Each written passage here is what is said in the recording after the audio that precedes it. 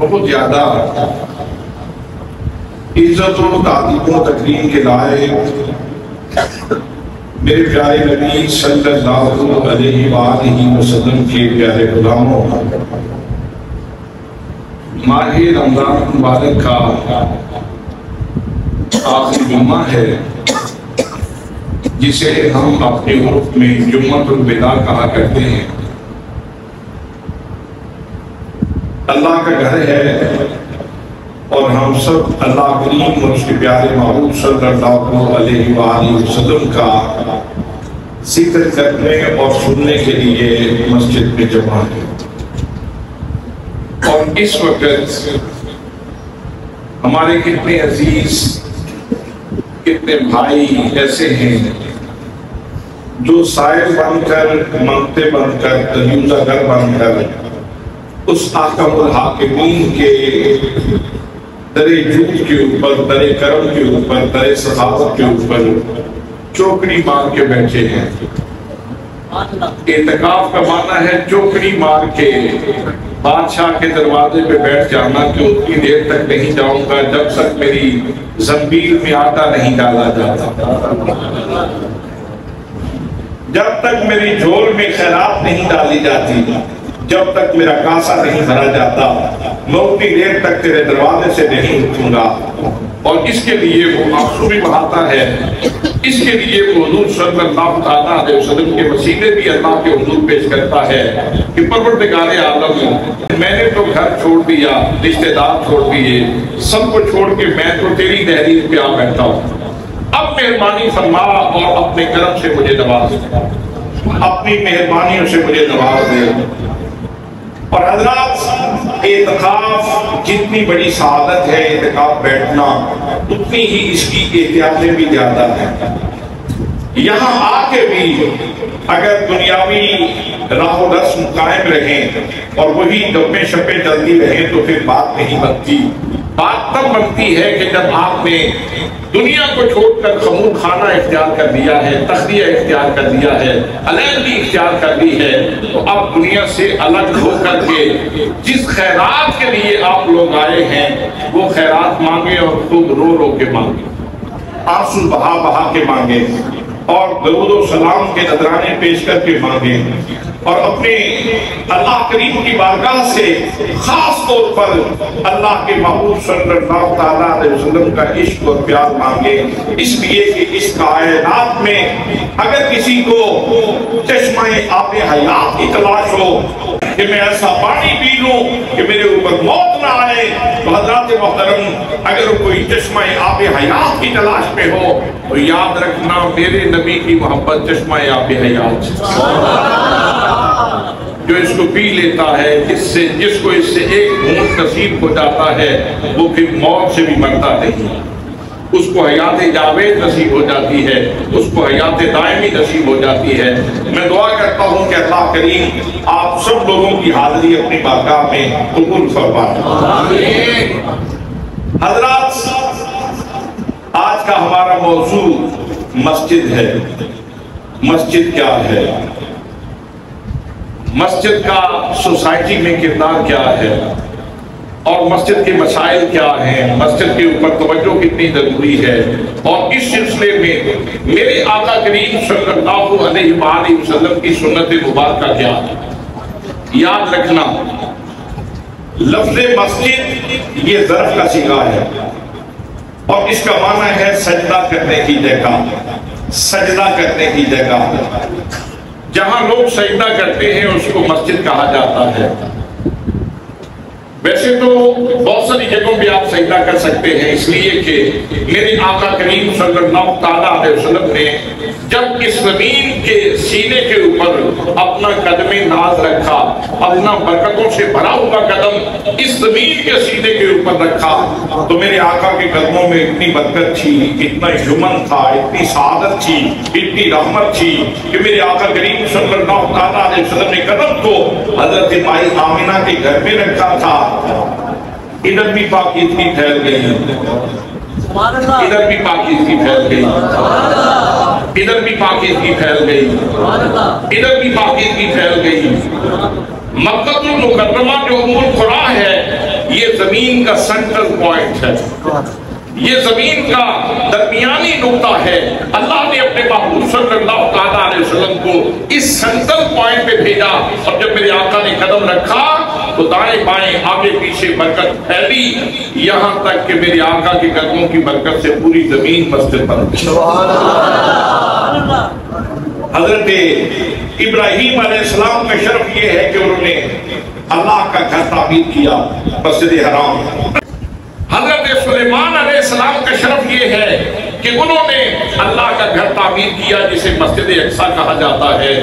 لیکن میرے آقا کریم صلی اللہ تعالیٰ علیہ وسلم کی شان یہ ہے کہ میرے آقا نے دھرتی پہ قدم رکھا تو ساری زمین کو مسجد بنا دیا۔ اعلان اپنے موقع پہ کیا، لیکن دھرتی پہ قدم رکھنے کے ساتھ ہی ساری زمین کو مسجد بنا دیا۔ سبحان اللہ، ساری زمین کو مسجد بنا دیا۔ پہلی جتنی امتیں اور جتنی قومیں تھیں ان سب کے لیے قاعدہ اور ضابطہ یہ تھا کہ اگر عبادت کرنی ہے، ریاضت کرنی ہے، بندگی کرنی ہے، جبین سائی کرنی ہے، ناسیہ فرسائی کرنی ہے، اللہ کے حضور سجدہ کرنا ہے، رسم بندگی ادا کرنا ہے، رسم عبودیت ادا کرنا ہے، اللہ کے حضور یہ فریضہ ادا کرنا ہے، تو جاؤ بابت میں سفر کر کے جاؤ، عبادت خانے میں جا کے سب عبادت کر سکتے ہو۔ ہر جگہ پہ عبادت نہیں ہو سکتی، ہر جگہ پہ عبادت نہیں ہو سکتی، لیکن جب محمد مصطفیٰ صلی اللہ تعالیٰ علیہ وسلم تشریف لے آئے تو میرے آقا کریم صلی اللہ تعالیٰ علیہ وسلم خود ارشاد فرما دی۔ میرے آقا کریم صلی اللہ تعالیٰ علیہ وسلم نے ارشاد فرمایا، فرمایا جعلت لی الارض مسجدا وطہورا، فرمایا او میرے خوش نصیب امتیو، یاد رکھو اللہ کریم نے میرے اوپر اتنا کرم کیا ہے، اتنی مہربانی فرمائی ہے اللہ کریم نے، اتنی عنایات کے دروازے کھولے ہیں اللہ کریم نے، اتنی کرم کی برکھا برسائی ہے میرے رب نے کہ میرے لیے اللہ کریم نے ساری زمین کو پاک بھی کر دیا ہے اور مسجد بھی بنا دیا ہے۔ یہاں سے آپ خود اندازہ کر سکتے ہیں کہ جس ہستی کا قدم چند لمحوں کے لیے زمین کے اوپر لگے تو ساری زمین پاک ہو جاتی ہے، تو جس ماں کے پیٹ میں 9 مہینے رہے ہیں وہ ماں کتنی پاک ہو۔ اسی لیے تو ہم محبت میں آ کے یہ جملہ کہتے ہیں، او سلام تجھے بھی آمینہ، تیرے چاند پر بھی درود ہو۔ اچھا میں آپ کو مسئلہ بتا دوں، نہ سبحان اللہ کہنے سے اعتکاف ٹوٹتا ہے، نہ نبی پاک صلی اللہ علیہ وسلم پہ درود پڑھنے سے اعتکاف ٹوٹتا ہے۔ او سلام تجھے بھی آمینہ،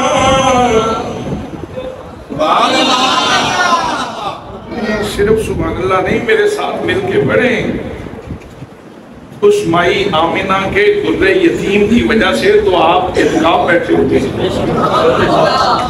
اللہ تعالیٰ کی طرف سے عنایات کے دروازے کے اوپر بیٹھے ہوئے ہیں۔ او سلام تجھے بھی آمینہ، تیرے چاند پر بھی درود ہو۔ او سلام تجھے بھی آمینہ، تیرے چاند پر بھی درود ہو۔ میرے آقا کریم صلی اللہ تعالیٰ علیہ وسلم دنیا میں تشریف لائے، میرے آقا کریم صلی اللہ تعالیٰ علیہ وسلم نے دھرتی پہ قدم رکھا، اور لوگوں میرے آقا کی قدموں میں اتنی برکت تھی، اتنی سعادت تھی، اتنا یمن تھا، اتنی رحمتیں اللہ نے میرے آقا کریم صلی اللہ تعالیٰ علیہ وسلم کی قدم ناز کے ساتھ وابستہ کی تھی کہ جب میرے آقا نے دھرتی پہ قدم رکھا تو ساری زمین کا وقت جاگ گیا، ساری زمین کا وقت جاگ گیا۔ حضرات محترم یہ ہمارے پاس ختم نبوت کی بھی ایک مضبوط دلیل ہے۔ پہلے جتنے بھی نبی آتے تھے کوئی کسی زمانے کے لیے نبی بن کے آتا تھا، کوئی کسی مقام کے لیے نبی بن کے آتا تھا۔ کسی زمانے میں گنجائش بنی تو نیا نبی آ گیا، کسی مقام میں گنجائش بنی تو کوئی نیا نبی آ گیا، لیکن جب محمد مصطفیٰ صلی اللہ علیہ وسلم تشریف لے آئے تو اللہ کریم نے زمان و مقام کے پیمانے توڑ دیے اور ارشاد فرمایا وما ارسلناک الا رحمۃ للعالمین۔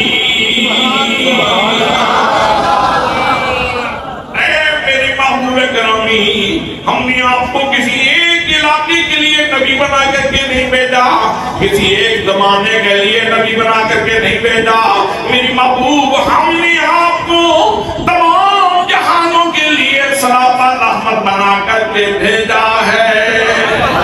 پیرو ملت کی زیا، پیرو ملت کی زیا۔ حضرات ایک لمحہ، ایک برہا، ایک ساتھ، ایک دقیقہ خالی نہیں حضور کی نبوت سے۔ کوئی ایک برہا، کوئی ایک سیکنڈ، کوئی ایک منٹ میرے آقا کریم صلی اللہ علیہ وسلم کی نبوت سے خالی نہیں ہے، اور زمین کا کوئی ایک ذرہ بھی حضور کی نبوت سے محروم نہیں۔ زمین تو زمین رہی، کوئی کہکشاں ایسی نہیں کہ جس کا کوئی سیارہ حضور کی نبوت سے باہر ہو، کوئی خلائی شکل ایسی نہیں جس کے اوپر میرے آقا کریم صلی اللہ علیہ وسلم کی نبوت کا پھریرا نہ لہرا رہا ہو۔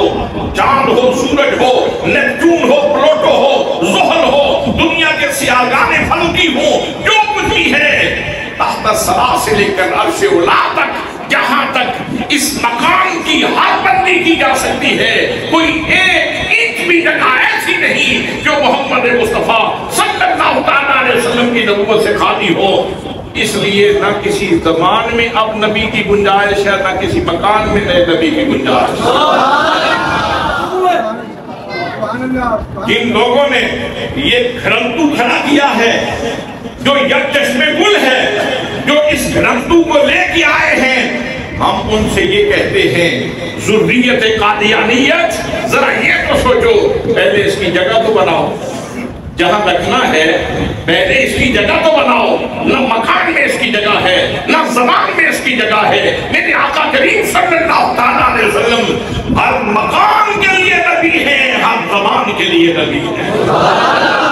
حضرات محترم، آج جب بکھرا دلوں کو زمین کے کسی بھی علاقے میں سجدہ کر کے روح کو اطمینان ملتا ہے، دل کو سکون ملتا ہے، جب ان کو نبی کریم صلی اللہ علیہ وسلم کی قدموں کی برکتیں ملتی ہیں، تو وہ اللہ کی بارگاہ میں سجدہ بندگی ادا کرنے کے بعد، اپنا فریضہ نماز ادا کرنے کے بعد بدزبان حال پکار کے کہتے ہیں اے احمد مرسل نور خدا، تیری ذات صفا کا کیا کہنا، اے احمد مرسل نور خدا، تیری ذات صفا کا کیا کہنا، پڑھتے ہیں ملائکے صلی شان اولا کا کیا کہنا۔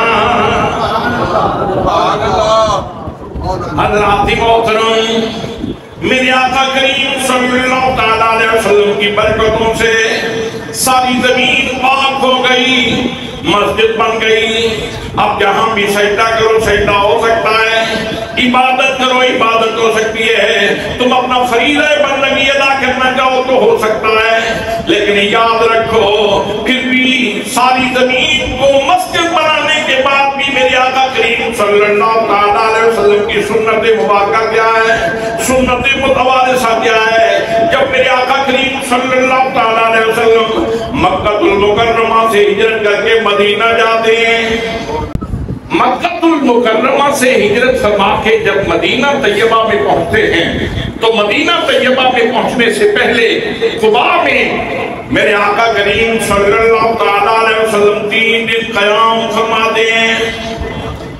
حضرات محترم 3 دن کا قیام تھا، یہاں 11 دن تو ٹھہرنا نہیں تھا، یہاں 11 دن کا تو پڑاؤ نہیں تھا۔ میرے آقا کریم صلی اللہ تعالیٰ علیہ وسلم 8 ربیع الاول کو وہاں پہنچے، 8 کا دن وہاں گزارا، 9 کا دن یہاں گزارا، 10 کا دن یہاں گزارا، 11 کا دن یہاں گزارا، 12 کو یہاں سے پھر آگے چل پڑے۔ اللہ محترم 3 دنوں کا قیام ہے، لیکن میرے آقا کریم صلی اللہ تعالیٰ علیہ وسلم نے وہاں جاتے ہی سب سے پہلے کیا کام کیا؟ میرے آقا کریم صلی اللہ تعالیٰ علیہ وسلم نے مسجد قباء تعمیر فرمائی، مسجد قباء تعمیر کی وہاں میرے آقا کریم صلی اللہ تعالیٰ علیہ وسلم نے، اور نبیوں کے سردار، نبیوں کے امام، سید الرسول، سید الکل، آمینہ کا لال خود پتھر اٹھا کے لاتا ہے۔ میرے آقا کریم صلی اللہ تعالیٰ علیہ وسلم پتھر خود اٹھا کے لا رہے ہیں۔ جب میرے آقا کوئی پتھر اٹھاتے ہیں تو صحابی آگے بڑھتے ہیں، عرض کرتے ہیں آقا یہ میں اٹھا لیتا ہوں، یہ میں اٹھا لیتا ہوں۔ تو میرے آقا کریم صلی اللہ تعالیٰ علیہ وسلم ان کا دل تو نہیں توڑتے، لیکن فرماتے ہیں اچھا آپ وہ والا پتھر اٹھا لو، آپ وہ والا پتھر اٹھا لو۔ یہاں جب ساری زمین تو مسجد بنا دی تھی تو اب نئی مسجد بنانے کا کیا مطلب ہے؟ آج یہ مسجد کیوں تعمیر کی جا رہی ہے؟ میرے دوستو، مجھے اور آپ کو میرے آقا کریم صلی اللہ تعالیٰ علیہ وسلم سنت دینا چاہتے تھے اور یہ شرف دینا چاہتے تھے۔ اللہ کا گھر بنانا سنت بن جائے اور تیرے لیے جنت کا راستہ آسان ہو جائے، تیرے لیے جنت کی ایک سبیل بن جائے۔ اس لیے کہ اسی میرے آقا کریم صلی اللہ تعالیٰ علیہ وسلم کا فرمان ہے، فرمایا من بنا مسجداً قدر مبخس قطعات بنى اللہ له بیتا فی الجنہ۔ فرمایا میرا خوش نصیب امتیو، لو سن لو یہ موئدہ مسرت سن لو، یہ شادمانی کا پیغام سن لو، جس نے چڑیا کے گھونسلے جتنی بھی مسجد بنائی، میں محمد مصطفیٰ صلی اللہ تعالیٰ علیہ وسلم اللہ کے سسٹم کا ترجمان نبی، میں تمہیں خوشخبری سناتا ہوں، جس نے چڑیا کے گھونسلے جتنی بھی مسجد بنائی، اللہ کریم اس کو جنت میں محل عطا فرمائے گا۔ اس کا مطلب یہ ہوا کہ جب ساری زمین مسجد بنا دی تھی قدم رکھ کے، بابرکت کر دی تھی، جہاں بھی نماز پڑھے ہو جاتی ہے، پھر میرے آقا کریم صلی اللہ تعالیٰ علیہ وسلم جو مسجد بنا رہے ہیں اور اس میں صحابہ کرام کو شریک فرما رہے ہیں، اصل میں جنت میں محلات کا سلسلہ بنانا چاہتے ہیں کہ میرے غلاموں کے محل بن جائیں جنت میں، میرے غلاموں کے، میرے کلمہ پڑھنے والوں کے، میرے امتیوں کے، میرے فکریوں کے، میرے اوپر جان نثار کرنے والوں کے محلات بن جائیں جنت میں۔ اصل میں تو ہماری آبادی کا انتظام کیا جا رہا ہے، غلاموں کی آبادی کا انتظام کیا جا رہا ہے۔ فرمایا جس نے چڑیا کے گھونسلے جتنی مسجد بنائی۔ اب چڑیا کے گھونسلے میں کیا کچھ آتا ہے؟ چڑیا کے گھونسلے جتنی مسجد، اس کا مطلب یہ ہے کہ اگر ایک اینٹ بھی آپ مسجد میں رکھ دیتے ہیں تو چڑیا کا گھونسلہ تو نہیں بنتا، چڑیا کا گھونسلہ تو ایک اینٹ کے ساتھ بھی بن جاتا ہے۔ آسان سے آسان انداز میں میرے آقا کریم صلی اللہ تعالیٰ علیہ وسلم ارشاد فرما رہے ہیں کہ تیرے لیے جنت میں محل بنانا مشکل نہ ہو، آسان ہو جائے۔ کوئی ایک اینٹ بھی اگر مسجد میں لگا دیتا ہے اس کے لیے بھی جنت میں محل بن جائے۔ سبحان اللہ، سبحان اللہ۔ حضرات محترم، اب 3 دن قیام کیا قباء میں، میرے آقا کریم صلی اللہ علیہ وسلم نے اس کے بعد پھر آگے اس لختی سفر باندھا.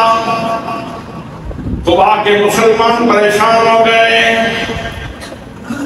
وہ افسردگی کے عالم میں نبی کریم صلی اللہ علیہ وسلم کی خدمت میں حاضر ہوئے.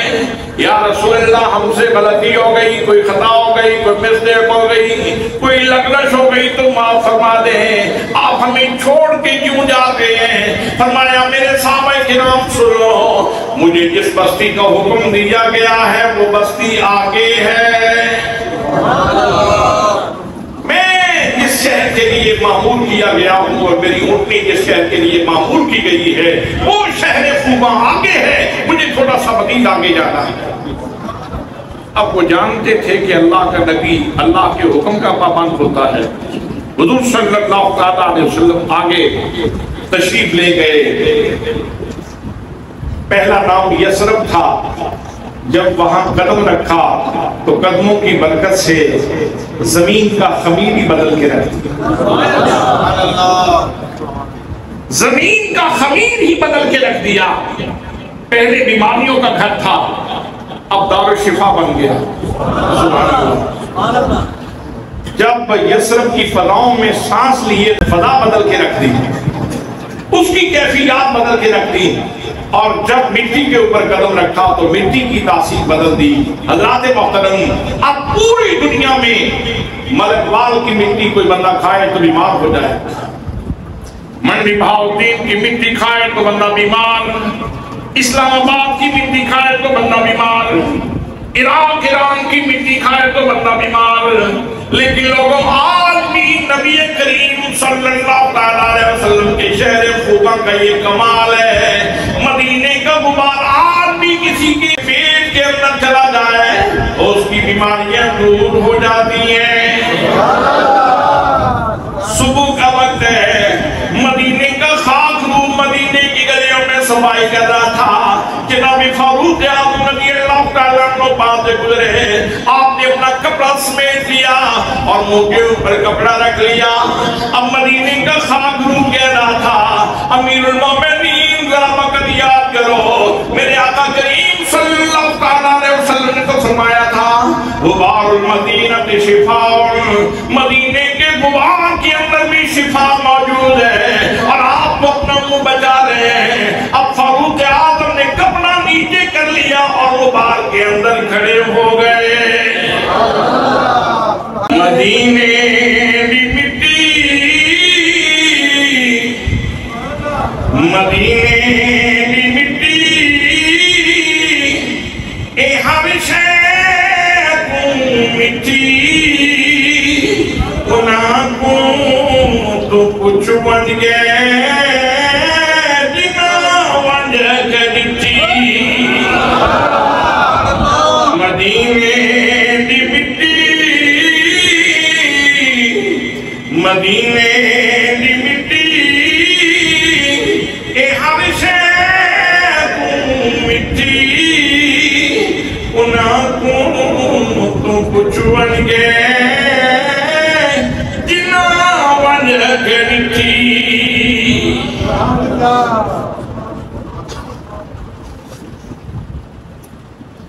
میرا ارمان مدینہ ہے, تیرا ارمان مدینہ ہے.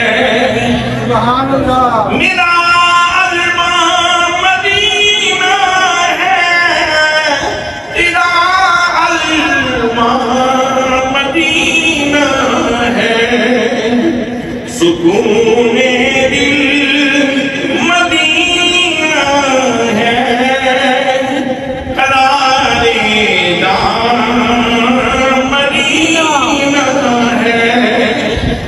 سکون دل مدینہ ہے, قرار دام مدینہ ہے. حضرات محترم نبی مکرم صلی اللہ علیہ وسلم مدینہ میں تشریف لائے. میرے آقا کریم صلی اللہ علیہ وسلم کی اونٹنی حضرت ابو ایوب انصاری کے دروازے کے سامنے آ کے رک گئی۔ اب اہل مدینہ کی محبت کے جو انداز تھے استقبال کرنے کے، سبحان اللہ، حدیث پاک کے الفاظ ہیں، مسلم شریف میں یہ بات موجود ہے، فَصَعِدَ الرِّجَالُ وَالنِّسَاءُ فَوْقَ الْبُيُوتِ وَتَفَرَّقَ الْغِلْمَانُ وَالْخَدَمُ فِي الطُّرُقِ فَيُنَادُونَ يَا مُحَمَّدُ يَا رَسُولَ اللَّهِ۔ امام مسلم نے روایت لکھی، اہل مدینہ اتنے بےتاب تھے، اتنے مضطرب تھے نبی کریم صلی اللہ علیہ وسلم کے انتظار میں کہ جب میرے آقا کریم صلی اللہ علیہ وسلم تشریف لے آئے تو مرد اور عورتیں چھتوں پہ چڑھ گئے، وَتَفَرَّقَ الْغِلْمَانُ وَالْخَدَمُ فِي الطُّرُقِ، غلام اور بچے رستوں میں کھڑے ہو گئے اور اللہ کے نبی کا استقبال کر رہے تھے، اور ان کی زبان پہ نعرہ کیا تھا، والہانہ انداز میں کہتے تھے، یا محمد یا رسول اللہ، یا محمد یا رسول اللہ۔ حضرات محترم، یہاں سے یہ بات بھی پتہ چل گئی کہ یا رسول اللہ یا محمد کا نعرہ یہ بریلی سے نہیں آیا، یہ مدینہ طیبہ سے آیا ہے۔ اونٹنی رک گئی، حضرت ابو ایوب انصاری کے دروازے تھے۔ یہ بات بھی بڑی محبت والی بات ہے، لیکن اگر اس کی تفصیل میں جاؤں گا تو بات پھر لمبی ہو جائے گی۔ حضرات آمدن بسر مطلب میں کہنا یہ چاہتا ہوں کہ جب میرے آقا کریم صلی اللہ علیہ وسلم مدینے میں تشریف فرما ہوتے ہیں تو حضور صلی اللہ علیہ وسلم نے سب سے پہلے کون سا کام کیا؟ وہاں آپ نے وہاں بھی آ کے مسجد بنائی، وہاں آپ کے سب سے پہلے مسجد بنائی۔ وہ جگہ دو یتیم بچوں کی تھی، آپ نے فرمایا کہ ہم مسجد بنانا چاہتے ہیں، تو انہوں نے عرض کی حضور پیش کرتے ہیں۔ میرے آقا کریم صلی اللہ علیہ وسلم نے ان یتیموں کی جگہ اس طرح لینا پسند نہ فرمائی۔ حضرت صدیق اکبر سے 10 اشرفیاں لی، اور جتنی ان کی قیمت بنتی تھی اس وقت اس زمین کی، وہ حضرت صدیق اکبر سے پیسے لے کر آپ نے ان یتیموں کو عطا فرما دی، اور پھر وہاں مسجد بنانے کا پروگرام بنا۔ میرے دوستوں، وہاں مسجد بن رہی ہے، نبی کریم صلی اللہ علیہ وسلم بھی کام کر رہے ہیں، صحابہ کرام بھی کام کر رہے ہیں۔ میرے آقا کریم صلی اللہ علیہ وسلم مسجد کا کام کرتے ہوئے، پتھر اٹھاتے ہوئے، گارا اٹھاتے ہوئے، میرے آقا کریم اللہ کی حضورت کرتے ہیں، اللہم لا عیش الا عیش الاخرہ فاغفر الانصار والمہاجرہ۔ اے میرے اللہ، زندگی تو آخرت کی زندگی ہے میرے مولا، زندگی تو آخرت کی زندگی ہے میرے اللہ۔ میں تجھ سے سوال کرتا ہوں، مہربانی فرما میرے انصار و مہاجرین کی مغفرت فرما دے۔ یاد رکھنا، نیکوکار کے لیے مغفرت کی دعا ہو تو اس کے درجات بلند ہوتے ہیں، گناہگار کے لیے مغفرت کی دعا ہو تو اس کے گناہ معاف ہوتے ہیں، لیکن جب نیکوکار کے لیے مغفرت کی دعا ہو تو اس کے درجات بلند ہوتے ہیں، اس کے درجات بلند ہوتے ہیں۔ تو نبی پاک صلی اللہ علیہ وسلم خود مسجد میں کام کر رہے ہیں اور ساتھ ساتھ اپنے مہاجرین اور انصار کے لیے دعا بھی کر رہے ہیں۔ اب 3 دن کسی جگہ پہ ٹھہرے تو وہاں مسجد بنا دی، آگے آئے تو مدینہ طیبہ میں آ کے سب سے پہلے کیا کام کیا؟ سبحان اللہ، مسجد بنائی۔ مسجد حضرات، مسجد میں تو قیام بھی ہوتا ہے، مسجد میں تو رکوع بھی ہوتا ہے، مسجد میں تو قوما بھی ہوتا ہے، مسجد میں تو جلسہ بھی ہوتا ہے، مسجد میں تو تشہد بھی ہوتا ہے، لیکن مسجد کو مسجد کیوں کہتے ہیں؟ جائے سجدہ کیوں کہتے ہیں؟ یاد رکھنا، سجدے کا مطلب یہ ہے کہ سجدہ وہ عبادت کا حصہ ہے جس میں بندہ اپنا ناک اور ماتھا زمین کے اوپر مٹی کے اوپر رکھ کے اپنی ذات کی نفی کرتا ہے اور اللہ کی کبریائی کا اعلان کرتا ہے. اور جب بندہ اپنی یہ عزت والی جگہ اللہ کی حضور خاک کے اوپر رکھ دیتا ہے, میں کچھ نہیں ہوں, میں تیری بارگاہ میں اپنے آپ کو مٹا رہا ہوں, جب بندہ یہ اعلان کر دیتا ہے تو پھر اللہ کریم اس بندے کا کنگا بلند فرما دیتا ہے, اس کی عزتوں میں اضافہ کر دیتا ہے. میرے آقا نے ارشاد فرمایا بندہ سب سے زیادہ اللہ کے قریب اس وقت ہوتا ہے جب اس نے سر سجدے میں رکھا ہوا, جب اس نے سر سجدے میں رکھا ہوا ہوگا. تو اس کا مطلب یہ ہوا کہ مسجد وہ جگہ ہوئی جہاں بندہ بہت زیادہ اللہ کے قریب ہوتا ہے, جہاں بندہ سب سے زیادہ اللہ کے قریب ہوتا ہے. اچھا ایک بات آپ سے پوچھوں, ایک بندہ سجدے میں پڑا ہے تو اللہ کے بہت قریب ہے, تو غوثیہ میری یا مسجد ہو اور اوپر سے بجلی چلی جائے,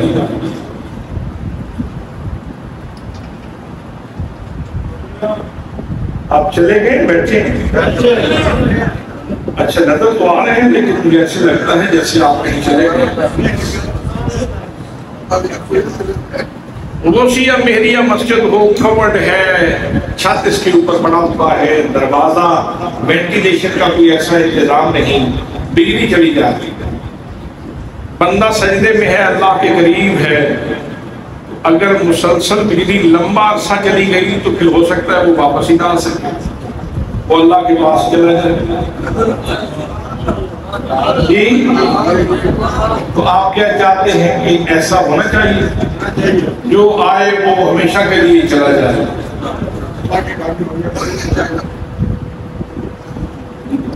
تصور بھائی آپ تو مدینے والے ہیں, آپ کی بات تو الگ ہے.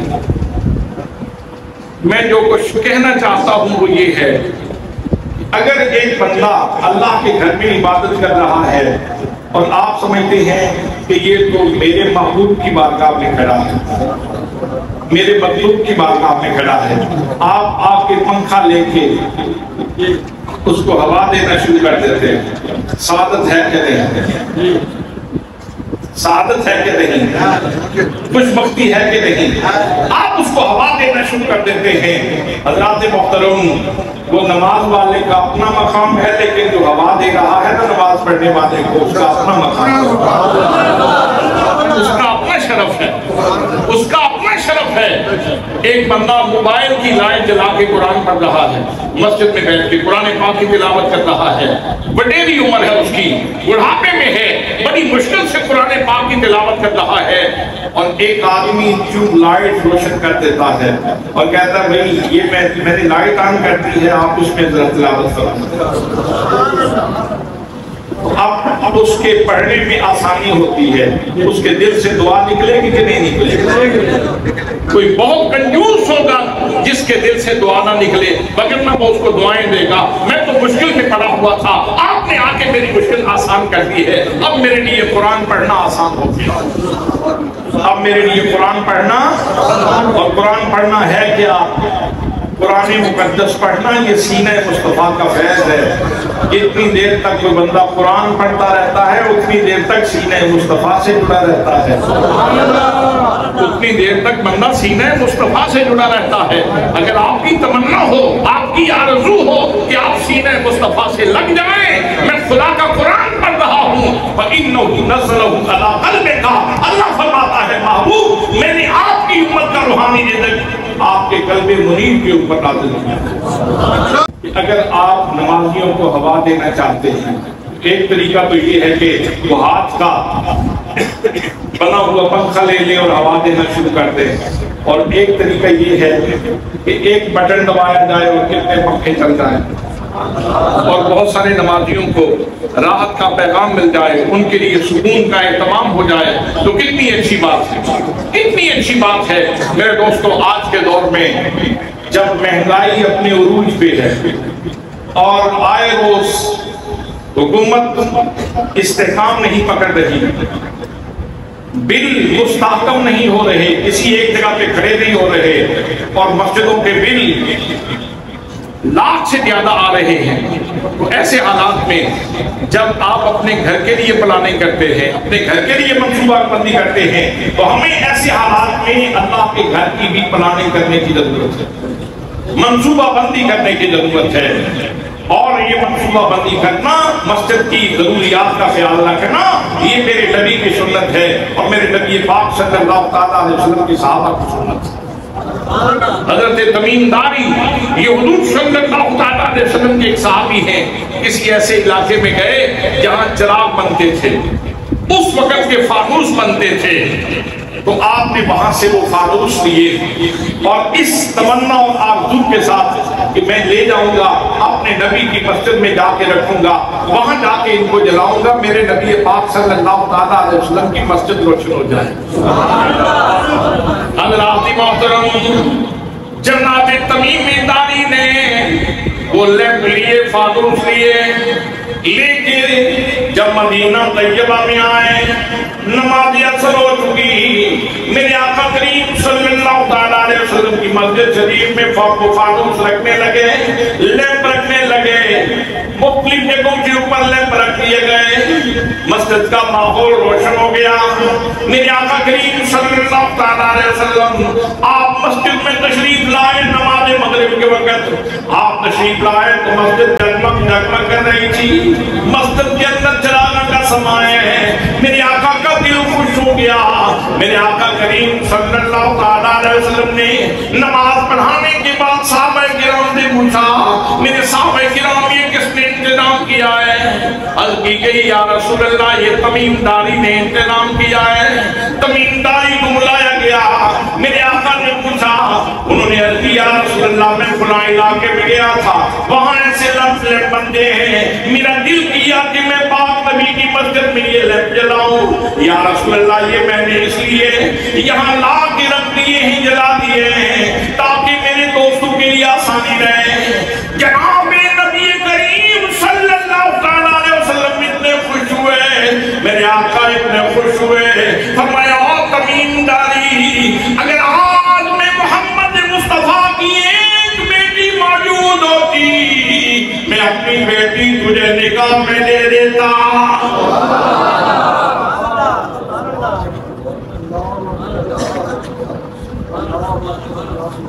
بھئی نبی کریم صلی اللہ علیہ وسلم کا داماد بننا یہ چھوٹا اعزاز ہے، یہ چھوٹا اعزاز نہیں ہے، یہ بڑا اعزاز ہے، یہ بڑا اعزاز ہے۔ اور کیوں نوازا جا رہا ہے؟ یہ میرے آقا نے یہ ارشاد کیوں فرمایا؟ اس لیے کہ مسجد کے ساتھ پیار کرنا یہ اہل محبت کا شیوا ہے۔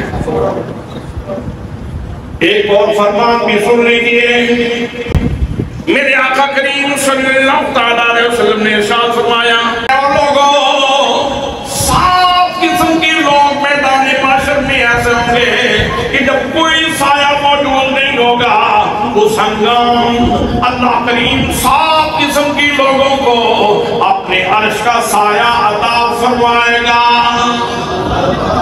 اب تو سائے سے پہلے اس دھوپ کو سمجھنے کی ضرورت ہے کہ دھوپ کتنی شدت کی ہوگی، دھوپ کتنی شدت کی ہوگی، اس لیے سائے کی طرف تو اتنی زیادہ ہوگی جتنا دھوپ کا زیادہ احساس ہوگا۔ حضرات محترم، سورج سوا نیندے کے اوپر ہے اور لوگ اپنے پسینے میں ڈوبے ہوئے ہیں۔ ایسے حالات میں اگر ایک بندے کو بلایا جاتا ہے اور کہا جاتا ہے ادھر آؤ، یہاں میری عرش کے سائے میں کھڑے ہو جاؤ،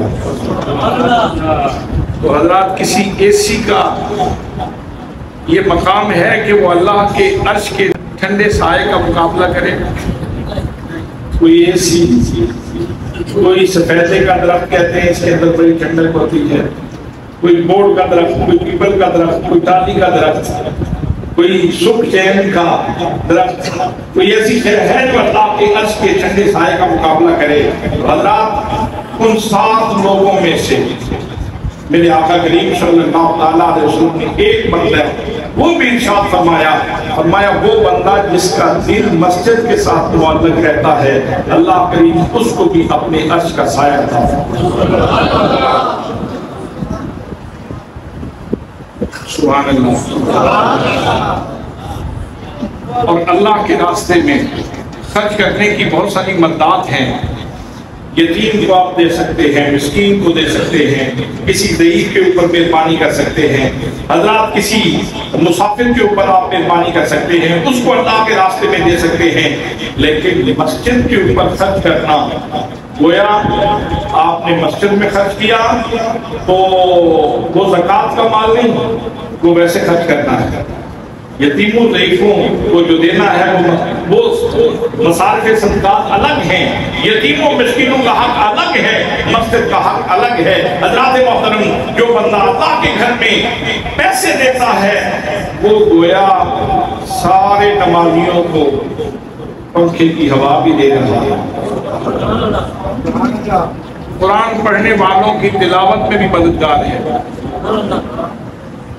اب جتنی دیر تک کوئی بندہ آپ کے دیے ہوئے پیسوں سے ملنے والی بجلی کے اوپر قرآن پاک پڑھے گا، آپ کیا سمجھتے ہیں آپ کو فائدہ نہیں ہوگا؟ آپ کو بھی فائدہ ہوگا، آپ کو بھی فائدہ ہوگا۔ اور اللہ کریم کا وعدہ ہے مثل الذین ينفقون اموالهم فی سبیل اللہ کمثل حبۃ انبتت سبع سنابل فی کل سنبلۃ مئۃ حبۃ واللہ یضاعف لمن یشاء واللہ واسع علیم۔ فرمایا وہ لوگ جو میرے راستے میں خرچ کرتے ہیں ان کی مثال ایسے ہے جیسے کسی نے ایک دانہ بویا اور اس میں سے 7 بالیاں نکلی، اور ہر بالی کے اندر پہ 100 دانہ ہے۔ مطلب کیا کہ ایک دانہ دو گے تو 700 دانے پاؤ گے، ایک دانہ دو گے تو 700 دانے پاؤ گے۔ اور یہاں اس کے اوپر موقوف نہیں کیا، اس پہ بات کو ختم نہیں کیا، بلکہ فرمایا واللہ یضاعف لمن یشاء، جس کے لیے اللہ کریم چاہتا ہے اس کو کئی گنا کر دیتا ہے، کئی گنا کر دیتا ہے۔ واللہ واسع علیم، اللہ کریم وسعتوں کا مالک ہے اور اللہ کریم جاننے والا بھی ہے۔ تو میرے بھائیوں، میرے دوستوں، آج ہم نے یہ پروگرام بنایا ہے، میرے دوستوں نے، مسجد کی مجلس منتظمہ نے، کمیٹی نے، کہ بل بہت زیادہ آ رہے ہیں، تو کیا اچھا ہے کہ ہم اپنی اس مسجد کے لیے سولر سسٹم کا انتظام کر لیں، تاکہ گرمی ہو یا سردی ہو بجلی قائم رہے اور آپ جب بھی آئیں تو سکون کے ساتھ نماز پڑھیں، سکون کے ساتھ قرآن پاک کی تلاوت کریں۔ کیسا ہے؟ نہیں؟ یہ تو پسند ہے، وہ ذرا مجھے رائے دیں۔ یہ جو نہیں بول رہے نا، یہ سمجھ رہے ہیں کہ شاید ابھی اس کے بعد کو جو اعلان ہونے والا ہے پھر اس کے لیے ہمیں کچھ حرکت کرنی پڑے گی۔ میں سمجھ رہا ہوں یہ کنجوس سے جو نہیں بول رہے ہیں، بھائی پیسے تو بعد میں دینے ہیں، پہلے اچھے کو اچھا تو کہو۔ مسجد کے اے سی چلے تو اچھا ہے کہ نہیں؟ پنکھے چلے تو اچھا ہے کہ نہیں؟ لائٹیں جلے تو اچھا ہے کہ نہیں؟ تو پھر اچھا پیسے تو نہیں ہوتا۔ اچھا کرنے کے لیے تو پھر محنت کرنا پڑتی ہے بھائی، کوشش کرنا پڑتی ہے۔ تو آج ہم نے یہ پروگرام بنایا ہے کہ ہم نے چندہ اکٹھا کرنا ہے مسجد میں۔ ویسے عام طور پہ ہماری روٹین نہیں ہے، ہماری روٹین نہیں ہے مسجد کے لیے چندہ اکٹھا کرنا، ساتھ میں کبھی بھی نہیں کرتے۔ اس موقع پہ کیونکہ یہ بہت بڑا ٹارگٹ ہے تو دوستوں کے لیے، اس کے ایک دوست سے یہ کام کرنا مشکل ہے، تو اس کے لیے اگر آپ کے پاس ابھی موجود ہیں تب بھی، اور اگر آپ نام لکھوانا چاہتے ہیں تو نام لکھوا دیں۔